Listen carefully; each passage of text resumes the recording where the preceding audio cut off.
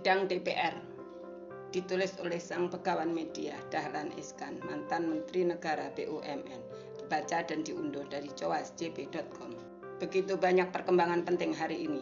Nasib Sabrina Meng diputuskan hari ini oleh pengadilan di Vancouver, Kanada. Perdana Menteri Israel Benjamin Netanyahu yang 2 hari lalu mulai diadili dengan tuduhan korupsi meningkatkan perlawanan hari ini.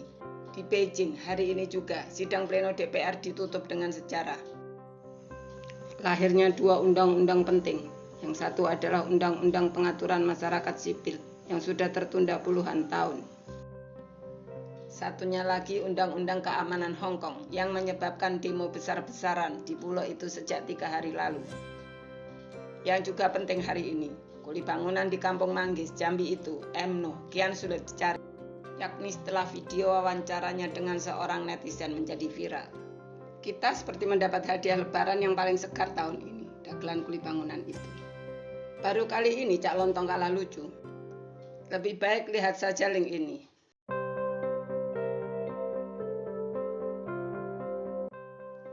Sidang pleno tahunan DPR di Beijing itu mestinya sudah berlangsung 2 bulan lalu.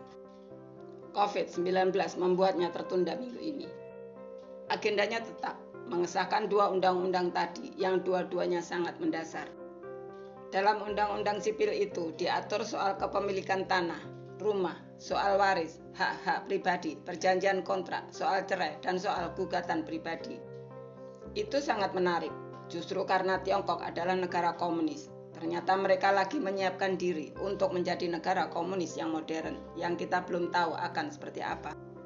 Saya tentu akan terus mencari tahu, juga akan mengkajinya. Apa saja perubahan di sana nanti setelah undang-undang sipil tersebut disahkan. Kalau saja tidak ada COVID-19, hampir pasti saya sudah di sana. Yang jelas, saat ini Tiongkok sudah sama sekali tidak berpegang pada das kapitalnya Karl Marx, kitab sucinya orang komunis yang ditulis oleh pendiri komunisme itu. Komunisme itu awalnya hanya bertumpu pada satu kaki, buruh, yang harus berjuang melawan majikan, proletar melawan borjuis. Ketika sampai ke Tiongkok, komunisme harus direvisi. Tidak banyak buruh pabrik di Tiongkok, yang lebih banyak petani. Yang tidak kalah miskinnya dengan buruh. Maka komunis Tiongkok bertumpu pada 2 kaki, buruh dan tani. Seperti yang kemudian diikuti oleh Partai Komunis Indonesia, almarhum. Tapi 30 tahun menganut komunisme membuat rakyat di Tiongkok tetap sengsara sampailah pada era kepemimpinan Deng Xiaoping 1975. Tahun lalu saya sempat ke Museum Kesengsaraan Deng Xiaoping di Nanchang. Saya juga sudah ke kampung kelahirannya di pedalaman Sichuan antara kota Chengdu dan Chongqing. Deng Xiaoping lah yang membawa komunisme ke arah pragmatisme. Sejak tahun 1980-an itu praktis berakhirlah era komunisme lama. Saya beruntung menyaksikan sendiri perubahan era itu di Tiongkok. Banyak kali saya ke sana di era 1980-an itu. Yaitu ketika Tiongkok masih jauh lebih miskin dari Indonesia. Di era Deng Xiaoping inilah unsur pengusaha diterima dalam sistem komunisme. Aneh bin ajaib, komunisme didirikan untuk melawan pengusaha. Tapi di Tiongkok, pengusaha dimasukkan dalam sokoguru komunisme.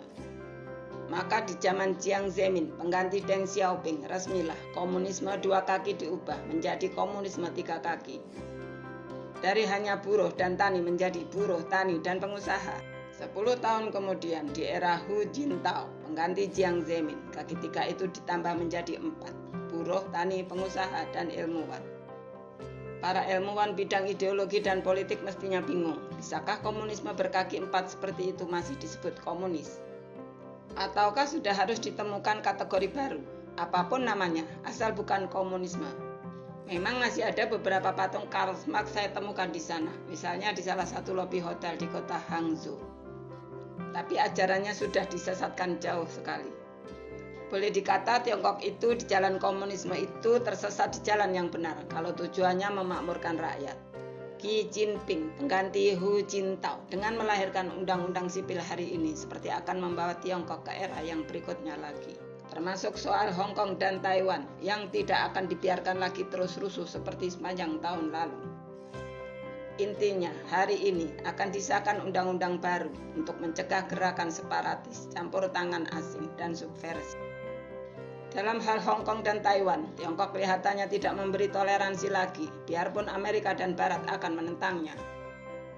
Hong Kong pasti ribut lagi, Taiwan menyusul pula, sedangkan Huawei bisa saja berharap datangnya berita gembira dari Kanada. Sabrina Meng atau Meng Wanzhou, putri pendiri Huawei, terlihat sangat riang. Lihatlah foto Meng dengan tim hukumnya di depan pengadilan di Kanada kemarin itu. Lihatlah ekspresi wajah mereka, pertanda apa?